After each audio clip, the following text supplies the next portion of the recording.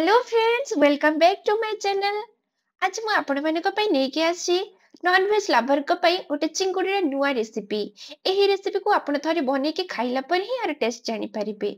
बहुत ही टेस्टी लागिबो खाइबा को। आ आपण को चाहिले रोटी नान पूरी पराठा समस्त सहित खाइ परिबे। आ जदि आपण को भात सहित खाइबे चाहुतिबे ताहेले साइड डिश रो त जम्मा दरकार पड़िबो नहीं।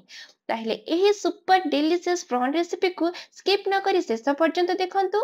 ताहेले चलते रेसिपी स्टार्ट करिबा। चिंगुड़ी लटपट बनिया ପାଇଁ ମୁଁ ଏଠି ବଡ଼ ସାଇଜର ଚିଙ୍ଗୁଡ଼ି ଅଧ କିଲୋ ନେଇଛି। ତାର ଚୋପା ଛଡ଼େଇ ଦେଇଛି ଆଉ ଭଲ ଭାବରେ ସଫା ପାଣିରେ 2 ରୁ 3 ଥର ଧୋଇ ଦେଇଛି। ଚିଙ୍ଗୁଡ଼ି ଲଟପଟ ବନିଆ ପାଇଁ ମୁଁ ଏଠି ଅଧ କିଲୋର ବଡ଼ ସାଇଜର ଚିଙ୍ଗୁଡ଼ି ନେଇଛି। ତାକୁ ମ୍ୟାରିନେଟ୍ କରି ନେବି। ତ ଗୋଟେ ବଡ଼ ଚାମଚ ହଳଦୀ ନେଉଛି, ସ୍ୱାଦ ଅନୁସାରେ ଲୁଣ ଏଠି ମୁଁ ଦଉଛି। ତାପରେ ମେନ୍ ଇମ୍ପୋର୍ଟାଣ୍ଟ ଜିନିଷ ହେଲା ଏଥିରେ ମୁଁ ଗୋଟେ ବଡ଼ ଚାମଚ କର୍ନଫ୍ଲୋର ଦଉଛି। କର୍ନଫ୍ଲୋର ଦବା ଦ୍ୱାରା ଚିଙ୍ଗୁଡ଼ି ଆଉ ତରକାରୀର ଯୋଉ ଲଟପଟ टेक्सचर ସେଇଟା ଆସିଥାଏ। ତ ଏଇଟା ମୁଁ ଦେଇକି ଏମିତି ଭଲ ଭାବରେ ଗୋଳେଇ ନେବି କିଛି ସମୟ ଆଉ ମ୍ୟାରିନେସନ ହବା ପାଇଁ ଛାଡ଼ିଦେବି ଅଧ ଘଣ୍ଟା ପର୍ଯ୍ୟନ୍ତ। ତାହେଲେ ଚାଲନ୍ତୁ ଯିବା ନେକ୍ସଟ ଷ୍ଟେପ କୁ। ଏଥିରେ ମୁଁ ଗୋଟେ କଢ଼େଇରେ କିଛି ତେଲ ଦେଇଛି ଚିଙ୍ଗୁଡ଼ି ଛାଣିବା ପାଇଁ। ଅଧା ଘଣ୍ଟା ମ୍ୟାରିନେଟ କଲା ପରେ ଏଇଠି ମୋର ଚିଙ୍ଗୁଡ଼ି ଭଲ ଭାବରେ ମ୍ୟାରିନେଟ ହେଇଯାଇଛି। ତାକୁ ଗୋଟେ ପରେ ଗୋଟେ ଏମିତି ତେଲରେ ଦେବି। ସବୁତକ ଚିଙ୍ଗୁଡ଼ି ମୁଁ ଏଠି ଫ୍ରାଇଂ ପ୍ୟାନରେ ଦେଇ ଦେଇଛି।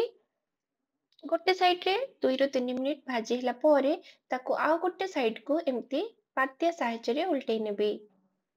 ଯେହେତୁ ଆମେ ଏହି ରେସିପି ପାଇଁ ବଡ଼ ଚିଙ୍ଗୁଡିର ବ୍ୟବହାର କରିଛେ ତ ଛୋଟ ଚିଙ୍ଗୁଡ଼ି ଅପେକ୍ଷା ବଡ଼ ଚିଙ୍ଗୁଡ଼ି ସିଝିବା ପାଇଁ ଟିକେ ଟାଇମ ନବ। ତ 5 ରୁ 7 ମିନିଟ ମିନିମମ୍ ଲାଗିଥାଏ। ତ ଏଇଠି ଆପଣ ଦେଖିପାରୁଥିବେ ମୋର ଚିଙ୍ଗୁଡ଼ି ଦି ପଟ ସାଇଡରୁ ଭଲ ଭାବରେ ଫ୍ରାଏ ହେଇଯାଇଛି। ତାର କଲର ମଧ୍ୟ କେତେ ସୁନ୍ଦର ଦେଖାଯାଉଛି। ତ ଏମିତି ଗୋଲ୍ଡେନ ବ୍ରାଉନ ହେଲା ପର୍ଯ୍ୟନ୍ତ ଚିଙ୍ଗୁଡ଼ିକୁ ଆପଣ ତେଲରେ ଭଲ ଭାବରେ ଭାଜି ନେବେ। ଏଇଠି ମୁଁ ଗୋଟେ ପ୍ଲେଟରେ ସବୁତକ ଚିଙ୍ଗୁଡ଼ିକୁ କାଢ଼ି ନେଉଛି। ଚିଙ୍ଗୁଡ଼ି ଛାଣିଲା ପରେ କଢ଼େଇରେ ଯୋଉ ବଳକା ତେଲ ରହିଛି ସେଇଥିରେ ଆମେ ମସଲା ଫ୍ରାଏ କରିବା। ତ ଏଇଠି ଦେଖନ୍ତୁ ମୁଁ ମସଲା ଆଗରୁ ମୁଁ ବନେଇକି ରଖିଛି।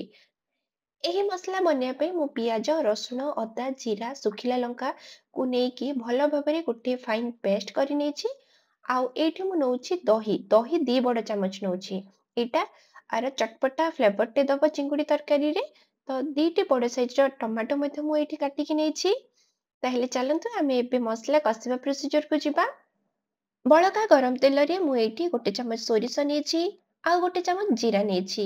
ସୋରିଷ ଜିରା ଭଲ ଭାବରେ ଫୁଟିଲା ପରେ ମୁଁ ଏଇଠି ଗୋଟେ ଶୁଖିଲା ଲଙ୍କାକୁ ଫାଳ କରିକି ନେଉଛି। ପୂର୍ବରୁ ପ୍ରସ୍ତୁତ କରିଥିବା ମସଲା ପେଷ୍ଟକୁ ମୁଁ ଏଥିରେ ଦଉଛି। ଭଲ ଭାବରେ କିଛି ସମୟ ଏମିତି ଚଲେଇ ନେବି। ଏବେ ମୁଁ ଏଇଥିରେ ନଉଛି ଗୋଟେ ଚାମଚ ହଳଦୀ ଗୁଣ୍ଡ, ଗୋଟେ ଚାମଚ କାଶ୍ମୀରୀ ରେଡ୍ ଚିଲି ପାଉଡର, ଗୋଟେ ଚାମଚ ଗରମ ମସଲା ଗୁଣ୍ଡ। ଭଲ ଭାବରେ ଆକୁ ମିଶେଇ ଦେବି।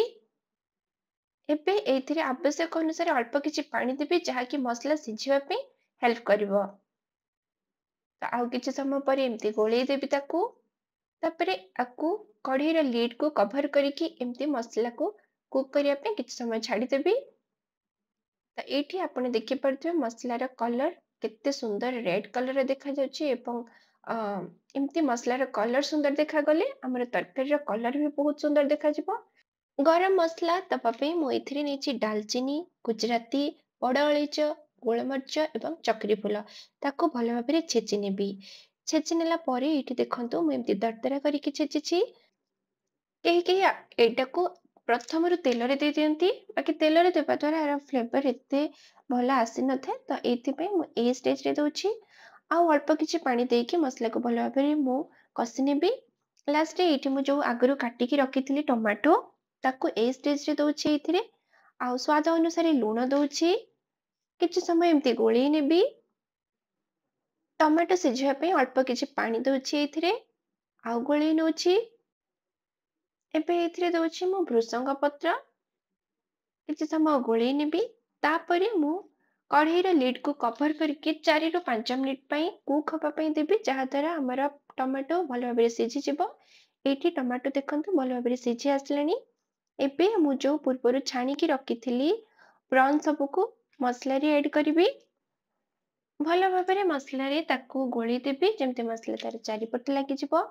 ଆଉ କଢ଼େଇର ଲିଡକୁ ବନ୍ଦ କରିକି ଆଉ କିଛି ସମୟ ଏମିତି କୁକ୍ ହବା ପାଇଁ ଛାଡ଼ିଦେବି ଯାହାଦ୍ୱାରା ମସଲାର ସବୁ ଏରୋମା ଯେମିତି ପ୍ରନ୍ ଭିତରକୁ ପଶିପାରିବ। ତ एमती कले पूरा चिंगुड़ी मसला पूरा दीटा जाक बढ़िया गोटे दम हेकी कसी हबो। आ लास्ट रे मु एठी पानी दउछि। पानी देकी जेहेतु एटार गोटे मु लटपट टेक्सचर को आनिबी तो एथिपे अल्प किछि पानी दउछि। आउ किछि समय पे एमती दम रे छाडी देबी आकु 2 रु 4 मिनिट पर्यंत। पूरा दम देला बेले मु गैस रे फ्लेम को लो रे रखुछि। तो एठी आपण देखि परथिबे तरकारी रो कलर केते सुंदर देखा जाउछि। आ लास्ट रे मु एठी 2 बड़ चम्मच दही नेछि।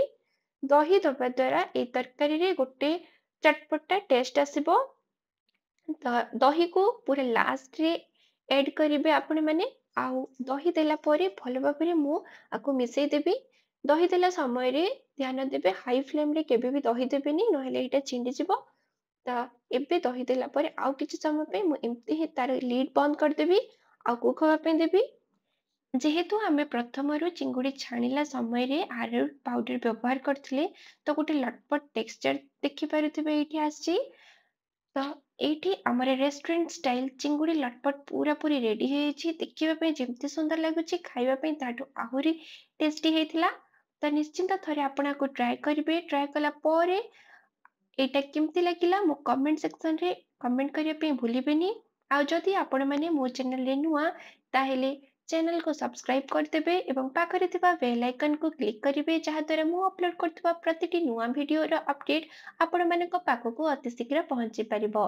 ताहेले आज पे एतिकी देखा होबा आ गुटे नुआ रेसिपी सहित। धन्यवाद।